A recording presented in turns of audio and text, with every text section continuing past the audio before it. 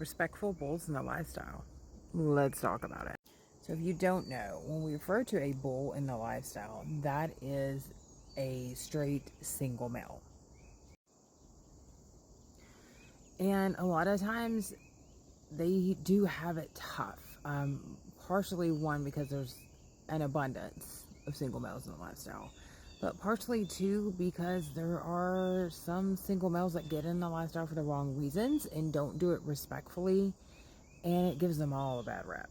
And that's what came to mind when I saw this comment. This person says, this generation of bulls are completely ungrateful and have no respect. Some are unable to follow directions and not humble. Now, there is definitely a place for single men in the lifestyle, and there is a need for that. But unfortunately, personally, probably at least half of our encounters that we've had with bulls have went this way. The not being humble, being egotistical, thinking they're all that, just having a crappy attitude, that's a no, guys. That's a huge turn off. Don't do that.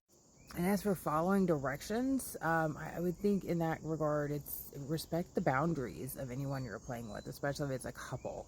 A lot of couples have boundaries, as in being together, as in group text, as in you're going to have to speak to the gentleman to get permission. Find out what that couple's boundaries are and follow them and respect those boundaries, because otherwise you're just ruining your shot anyway. And don't get me wrong, this is definitely not all bulls in the lifestyle.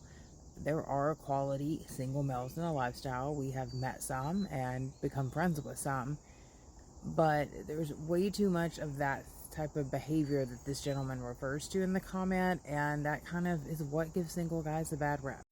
But don't judge those bulls just off of that. Don't make a stereotype of it.